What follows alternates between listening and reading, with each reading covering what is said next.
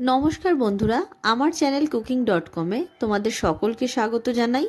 আজকে তোমাদের সাথে শেয়ার করব নিরামিষ পালং শাকের ঘন্ট রেসিপি। শীতে কিন্তু যে কোনো সবজির স্বাদই দ্বিগুণ বেড়ে যায়, আর দুপুরবেলা গরম ভাতের সাথে এইরকম একটি নিরামিষ ঘন্ট হলে কিন্তু মন্দ হয় না। কিন্তু শুরু করার আগে তোমাদের যদি আমার রেসিপিগুলো ভালো লেগে থাকে তাহলে প্লিজ চ্যানেলটি সাবস্ক্রাইব করে আমার পাশে থাকার অনুরোধ রইল।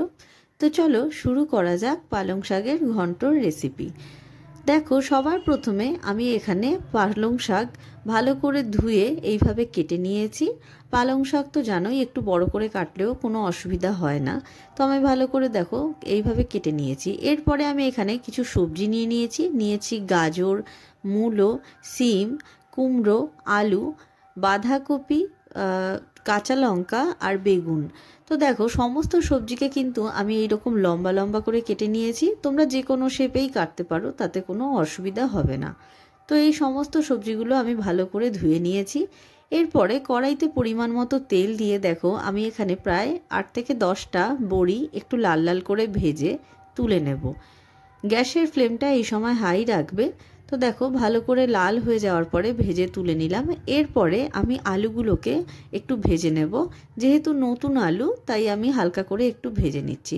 আলুগুলোর সাথে আমি একটু লবণ দিয়ে দেব, আর এখানে একটু নাড়াচাড়া করে আমি বেগুনগুলোকেও দিয়ে দেব। আলু আর বেগুনটা একসাথে একটু ভেজে নেব, জাস্ট হালকা 1 মিনিট মতন এইগুলোকে ভেজে আমি আলাদা করে তুলে রাখবো। এরপরে দেখো ওই কড়াইতেই আমি আরও একটু তেল অ্যাড করে দিলাম। এরপর ফোড়নে দিয়ে দেব 3টে শুকনো লঙ্কা, 2টো তেজপাতা আর একটু 5 ফোড়ন। যদি তোমাদের 5 ফোড়নের গন্ধটা পছন্দ না হয় তাহলে তোমরা এখানে অন্য মশলাও ব্যবহার করতে পারো, তবে আমি সাজেস্ট করব তাহলে তোমরা এখানে মেথি দানা ব্যবহার করতে পারো। এরপরে দেখো একে একে করে আমি সমস্ত সবজি দিয়ে দিলাম, দিয়ে দেব লবণ আর হলুদ 1/2 চামচ মতো। ভালো করে নাড়িয়ে নিচ্ছি। সমস্ত সবজিকে ভালো করে ভেজে নিতে হবে যতক্ষণ না হলুদের কাঁচা গন্ধটা চলে যায়। এখানে প্রায় 2 থেকে 3 মিনিট মতো সমস্ত সবজিকে আমি হাই ফ্লেমে ভেজে নিচ্ছি। যখন সবজিটা একটু ভাজা ভাজা হয়ে যাবে তখন এখানে আমি দিয়ে দেব চা চামচের 1 চামচ মতো জিরের গুঁড়ো আর 1/2 চামচ মতো লঙ্কার গুঁড়ো।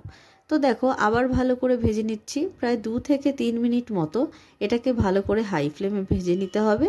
যখন দেখবে যে সবজিটা একটু নরম হয়ে এসছে তখন আমরা এখানে পালং শাকটা অ্যাড করে দেব। পালং শাকটা দেওয়ার পরে আমি এখানে দিয়ে দেব সামান্য লবণ, আর আমরা যে আলুটাকে ভেজে তুলে রেখেছিলাম সেটাও দিয়ে দেব। এবার সব কিছুকে একসাথে ভালো করে মিশিয়ে নিচ্ছি। এটা কিছুক্ষণ মিশিয়ে নেওয়ার পর আমি ঢাকা চাপা দিয়ে রাখবো প্রায় 3 থেকে 4 মিনিট। মিডিয়াম আঁচে ঢাকা চাপাটা দিয়ে রাখবো, তাতে করে সমস্ত সবজিগুলো সফট হয়ে যাবে।